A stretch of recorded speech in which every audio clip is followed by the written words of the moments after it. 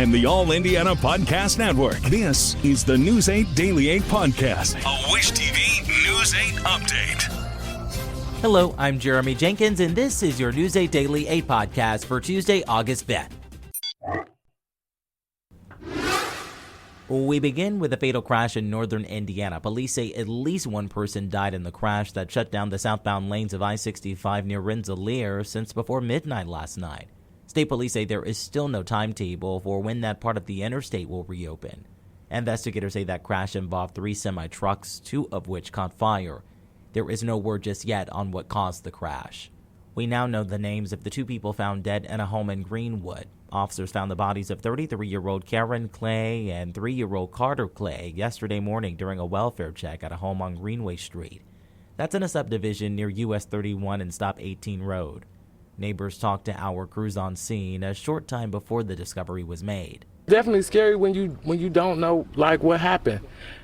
Obviously it's still new, it's still going on, so ain't nobody been caught, So are they out here just watching? Like what could possibly be going on? The coroner says autopsies are scheduled for today to determine a cause of death. A Purdue University student from South Korea is now back home in New York. Immigration and Customs Enforcement released her yesterday. ICE arrested 20-year-old Yeon-soo Go last week and sent her to a detention center in Louisiana. Go's mother was an Episcopal priest, and according to the Department of Homeland Security, she overstayed a religious workers dependent visa by more than 2 years. An attorney for the Episcopal Diocese of New York says Go was arrested at a routine hearing to renew the visa. Her arrest led to protests in both New York and South Korea. In Indianapolis, a judge has sentenced a man to 90 years after he pleaded guilty to murdering 2 people earlier this year. The Marion County prosecutor says Michael Hendricks shot James McGuire and David Doty in March at a home on Riley Place. That's near Prospect and Emerson on the near southeast side. Prosecutors say an argument over a $40 lawn care bill led to the gunfire.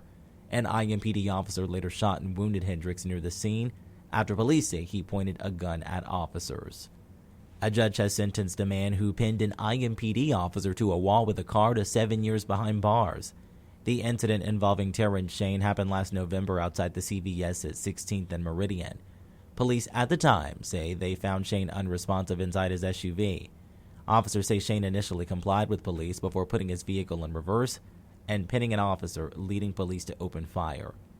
Prosecutors say Shane pleaded guilty earlier this year to drug possession and battery charges. In Texas, Republican leaders have issued civil arrest warrants for Democratic lawmakers who left the state to stop an effort to redraw congressional districts. Democrats succeeded yesterday, denying Republicans the quorum they needed to vote on the plan. President Trump is urging the Texas GOP to shore up the party's narrow majority in Congress. This is sound from the House Speaker in Texas and a Democrat in Congress. Take a listen. The Sergeant-at-Arms and any officers appointed by her are directed to send for all absentees whose attendance is not excused for the purposes of securing and maintaining their attendance under warrant of arrest if necessary. They're the ones that have warrants out for their arrest. They're the ones that are doing things that, honestly, a lot of other people do not have the audacity to do. Democratic leaders say Texas state troopers have no jurisdiction and cannot arrest people in other states.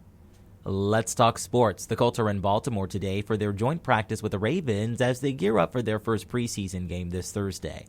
The Colts released the first depth chart for the year. It lists each player's starting position and names both quarterbacks Anthony Richardson and Daniel Jones as starters. Head coach Shane Steichen says both quarterbacks will get playing time Thursday night, but at this point we do not know who will actually start.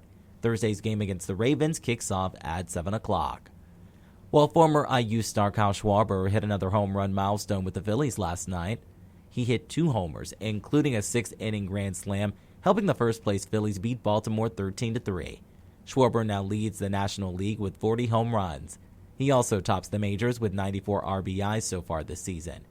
In his 4 years in Philadelphia, Schwarber has hit at least 40 home runs in 3 seasons. When it comes to the weather, we started out with some spotty showers this morning, but Storm Track 8 says some sun is in the cards for today. Meteorologist Tara Hastings has your News 8 Daily 8 forecast. We're going to look for warmer temperatures and more humid conditions as well. Now, much of the rain has moved off, But we could see a stray shower possibly popping up later this afternoon. A live look at the zoo. We've got a few clouds, but sunny skies right now, 73 degrees in Indianapolis. Now the humidity value is a bit higher and it feels more muggy out there, and that will continue all afternoon. We're at 76 in Mooresville and Martinsville, 74 in Franklin, Shelbyville, Greenfield, also across parts of Hamilton County as well. You're coming in at 74 degrees. Sunshine galore across much of the state. Maybe a few clouds just north of Indianapolis, also around the Muncie and Richmond area as well, where we've seen some spotty showers and even a few lightning strikes as well. And we'll go a little bit closer over in the eastern half of the state, where we do have a little bit of that rain lingering on into eastern sections of Indiana. But today, I think we'll look for partly cloudy skies. Now, I can't rule out a spotty shower that could pop up from now until about 5-6 o'clock. But most locations, I think, will be dry. We'll see temperatures into the low and middle 80s. We'll talk much more about the heat and the humidity, all in my 7-day forecast. To get a peek at the full forecast, just head over to wishtv.com, or you can download the Wish TV Storm Track 8 app. And don't forget to check out our Storm Track 8 weather blogs. This has been your News 8 Daily 8 podcast for Tuesday, August 5th. I'm Jeremy Jenkins for Wish TV and wishtv.com. This is the News 8 Daily 8 podcast, a Wish TV News 8 update on demand. For even more, on demand and on the go. Connect with Wish TV on Facebook at wishtv.com and on the free Wish TV mobile app. Thank you for listening. And be sure to like, subscribe, and follow this podcast for updates every weekday morning on the All Indiana Podcast Network and wherever you get your podcast.